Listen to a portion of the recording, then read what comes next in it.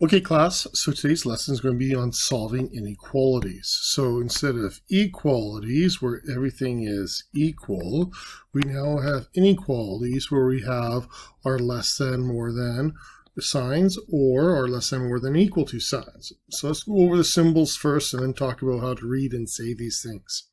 So our first symbol, this is a less than sign. So that means that it's not equal to, but is less than. Notice that the sign makes the letter L, just like less is the letter L. Okay, so here we would have x is less than 3. X is less than 3. And down below, we're going to talk about how to graph an inequality like that. Okay. Next one, it doesn't make the letter L, so if it doesn't make the letter L, it will be a greater than sign. So, for example, if we have x is greater than 4, that's exactly what it is. X is greater than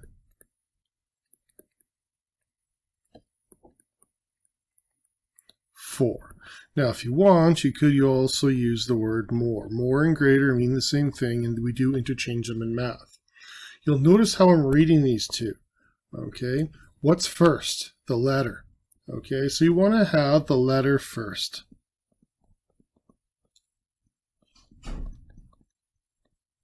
It makes it easier to read.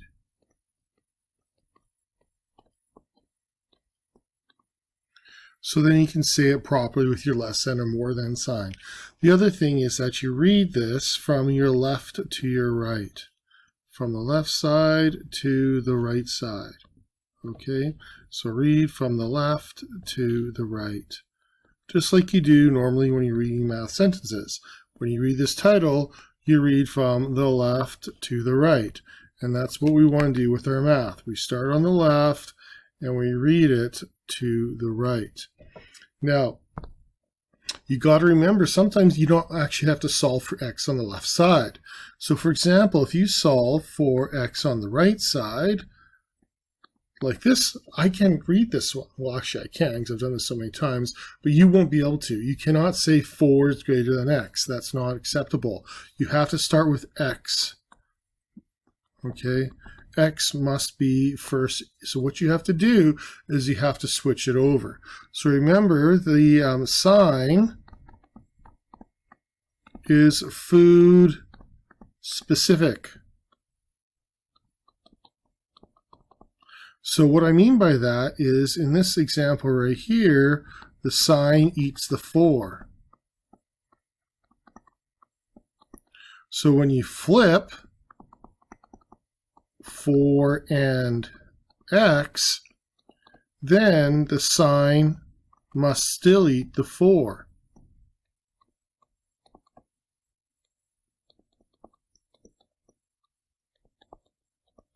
So now we have x on the left side, 4 on the right side, and the sign must still continue to eat the 4. Okay? So it still has to eat the 4, and that's exactly what was shown down below here. So it's okay to solve for x on the right side. That's okay.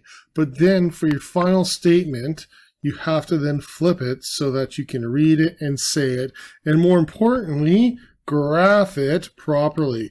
You won't be able to graph it properly unless you have x first. So you want to have x, and then blah, blah, blah, and then your number at the other side. Okay, so you want to have x, when you read it, you want to read x first. Okay, so let's go back to the other two symbols. So we have less than sign, greater than or more than sign. So now we have what we have here is a line underneath. So the computer kind of draws it this way, but often when I write it like this, kind of make it a flat line. Because really, what it really is an equal to sign, and then they just kind of make it into an inequality. So it's the equal to part, which means there can be more than one answer here. Okay, so this one, does this make the letter L? Yes, it kind of makes the letter L, so I say then it is less than.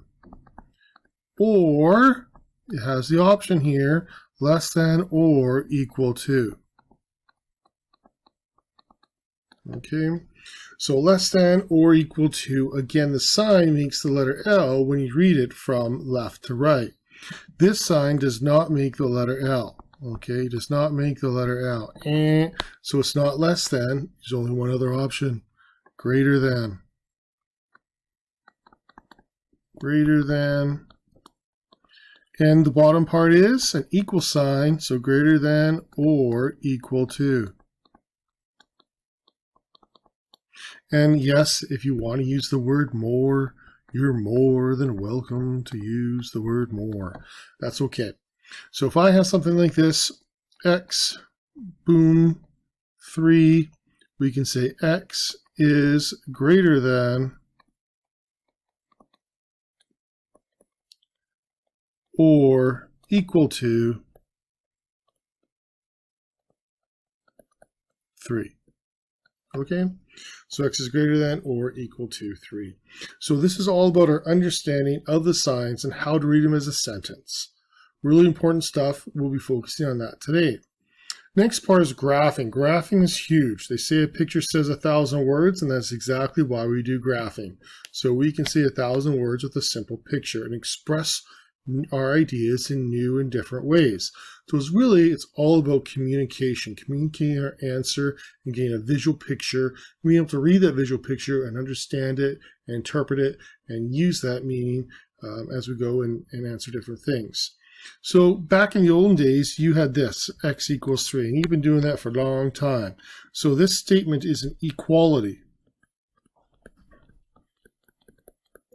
Okay, so that means that is the only answer. So for a number line, okay, we usually put the middle number right in the middle, and then we go one higher. So what is one number higher? And when we got to give it some more direction, so what's one number lower? So now we gave our number line direction. Okay, we have to give our number line direction. Don't start at 0.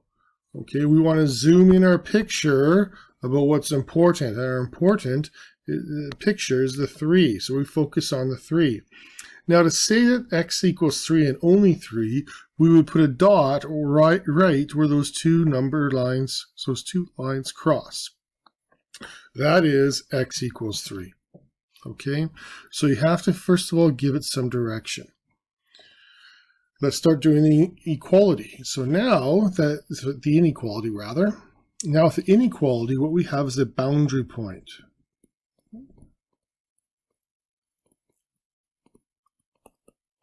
Our boundary point is 3. That is the focus of our picture, so we'll put 3 in the middle.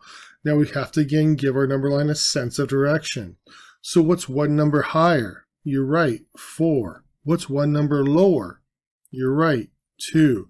Okay, so you must have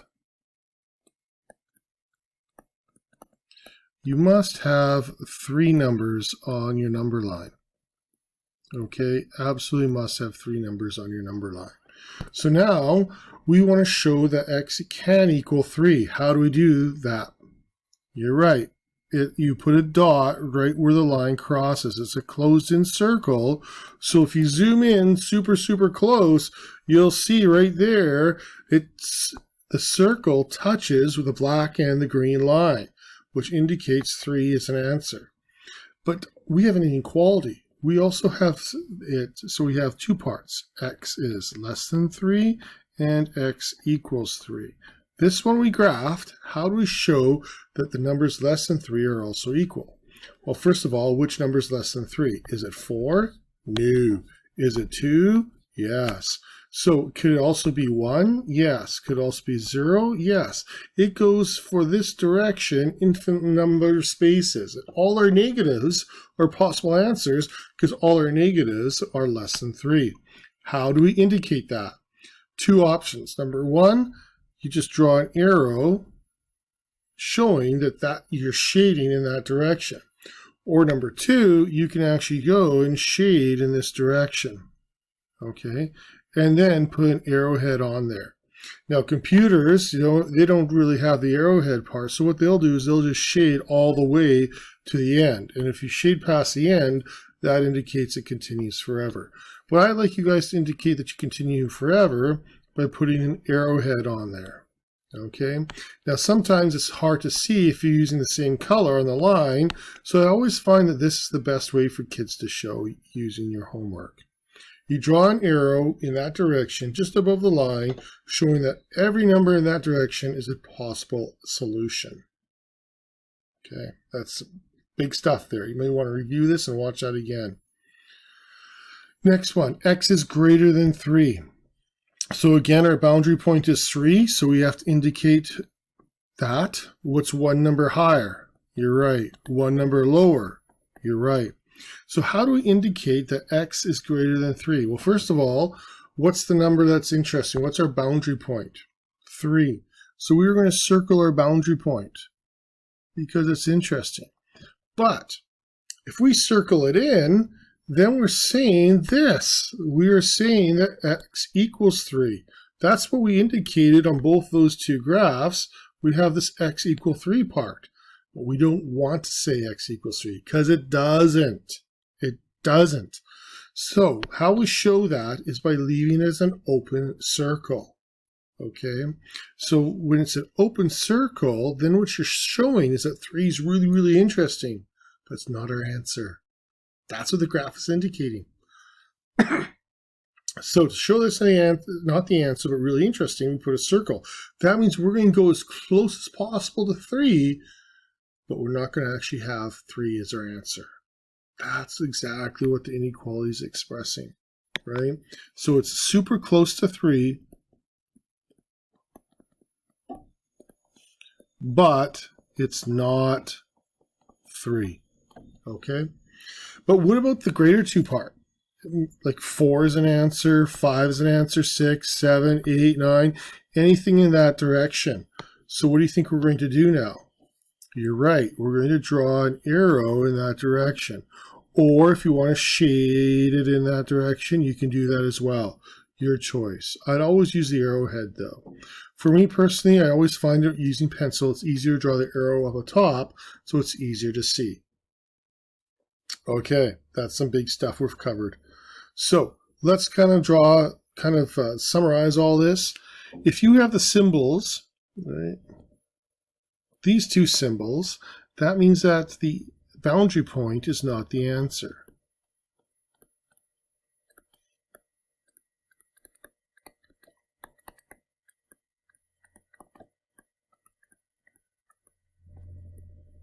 So to show that the boundary point is not the answer, you use an open circle. So you use an open circle like that. And so maybe if that's 4, this would be x is less than 4 or x is greater than 4. So then, of course, you would shade left or right. Okay. Just going to pause the video there. Okay, so continuing on then, we have a less than, more than sign, boundary point's not an answer, so we have to do an open circle. But if we now have the less than, more, and equal to, or the more than or equal to, now what that means is that the boundary point is included. So the boundary point is an answer. Oops, spelling error. Point is an answer. So how are we going to graph that and show that visually? Well, to show it's an answer, then we have to use a closed circle. So if we have our number line and say we have 5 and we have something like x is greater than 5 or and equal to part or less than or equal to 5, then we'd have to circle that and shade it in. So now it's touching where 5 is touching the number line, so that is indeed a correct answer. Okay, so here it's really important to know the difference between open circle, closed circle. What that means, well, open circle means your boundary point's not an answer, and that's because we have a less than or more than sign. Compare that to a closed circle. So the closed circle, it is an answer, and that's because we have the equal to part. So two very big differences in our pictures and our diagrams. You need to memorize those differences. Okay, we use those in grade 10 to talk about graphs, and we do some more different types of graphing with our inequalities. So how would you solve it? Well, guess what? It's the same rules. Same rules that we just did. There's nothing different. So let's go over and do the exact same stuff that we did. So the first step here is we multiply in. Go ahead. Then we move 8 to the other side. So we have minus 8. So we add 8 both sides. Exact same stuff you've been doing since grade 7. Okay, and there's minus 8. Now we divide by 4 both sides. And so we get x sine -2. How do we say that? We say x is greater than -2. So now we have to graph it on our number line. We're going to have to make it up. So what number goes in the middle? -2, because that is what? Our boundary point. So a little tricky here with our negatives. What is one number higher? What do we put over here? One number higher, smaller digit, but it's a bigger number, -1. One number lower, it's a larger digit, but it's a smaller number, -3. Now, open or close circle. We got to look right here. It's not including that point, so we don't include it, but we circle it to show that it's very, very interesting. That is our boundary point. Now, should we go shade left or right? Well, x is greater than -2. So what numbers are greater? Is -1 greater than -2 or -3? You're right, -1. So we have to shade in this direction. So now you can verify that. So when you verify, you pick a number from over on this side. So that could be -1, it could be -2, sorry, it could be 0, it could be 1, it could be 2, it could be a whole bunch of things over on that side. Let's just use the easiest one, let's use -1. So we have to then go -1 greater than -2. Is this true? This is true because, remember, it's like good old Pac-Man. There's Pac-Man. He's super hungry. Or it's like the alligator. And so you know it's true because it eats sine, eats the larger number.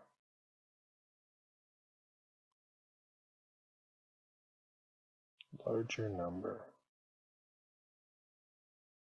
So that's just verifying that our graph is correct. Okay? We're going to verify our equation for the very last one. But that's just a simple way to see that we shaded correctly. So this is just verify shading. Okay, so gotta be careful of that. Let's answer this next one now. You go ahead and solve it. Let's move x over, and so we get 2x plus 2, -8. Okay, so all we did then was we looked in front and we went minus x, and that's because in the front is a plus sign, and that's why we did the opposite of subtraction. Then we go minus 2, we get 2x less than -10, and then divide by 2, divide by 2, x is less than -5. Why do I know that that's the less than sign? Because it makes the letter L, all right? So you're looking for the letter L in the sign. Okay. So let's graph that. What do we put in the middle? You're right, the boundary point, which is -5. Give it some direction. One number higher, -4. One number lower, -6. Negative signs are weird because it's a smaller number but a bigger digit. Here it's a larger number but a smaller digit.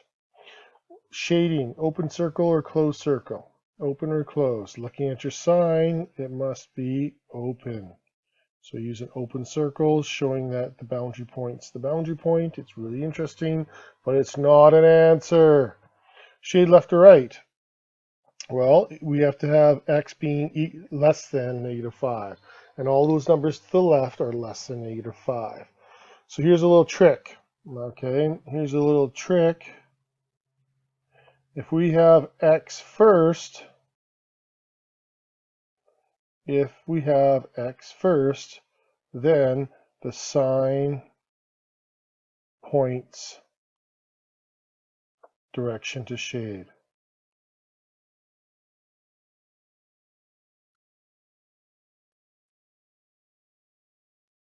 So if we have x is greater than 2, then you would have shading this direction.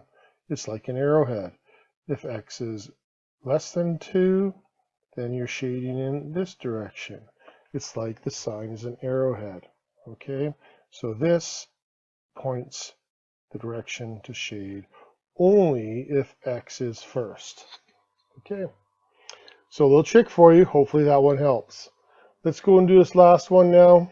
Let's move the 3x over, so you get 6x minus 7, and then add the 7, so 6x 9, and then divide by 6, so we get 9 divided by 6, which is fine. Let's put it in lowest terms though, so divide them both. Divide by 3, we get 3 over 2. So we got to make sure that it's in lowest terms. Now, there's nothing wrong with doing a fraction. It's really simple. So it still goes in the middle as a boundary point. Now, when you go one more, right, one higher, how would you go one higher with a fraction? It's simple. Add 1 to the numerator. Remember how you deal with fractions? Add 1 to the numerator. So this would be 4 over 2. What's one lower? Well, you change the numerator, becomes 2 over 2. Now I'm totally fine with those fractions, but you could reduce them, and you could write the number 1, and you could write the number 2. But you don't need to, okay? Don't change it to a decimal. Do not change that to a decimal. No, I didn't give you a decimal. Don't give me a decimal. Fractions are okay. All right, if you want to then go to 1 and 2 and simplify your fractions, go for it, but I'm not going to, at this stage in the game, make that mandatory. Open or closed circle, well, now it's actually equal to the fraction, so it's got to be a closed circle or closed dot, whatever you'd like. Shade left or right, again, it's pointing in that direction to shade. Your sign points in the direction of shade if x is first. So that's why we always write x to first. Easier to say, easier to graph. Okay, write x first. Easier to say, easier to graph. Last thing we're going to do now is we're going to verify this answer. Okay, so we're going to verify this answer. Now, when we verify the answer, we have to use the original. All right, so when you use the original, we want to choose a smart number. Why would I use a fraction to verify? I wouldn't. First of all, even though there's an equal to sign, don't use the boundary point, okay? Don't use the boundary point. It won't tell you if you shaded the correct way. So you want to choose some number from over here where you shaded. So what would be an easy number to use? Yeah, 2. Really simple. Okay, so we're going to verify. So we will choose, again, lots of options. You could have chose 2, 3, 4, 5, 6. You could have chose fractions. Wouldn't have really, really hard, but you can. But I wouldn't because it's going to be really hard. But you can. But really, I wouldn't because that would be really hard.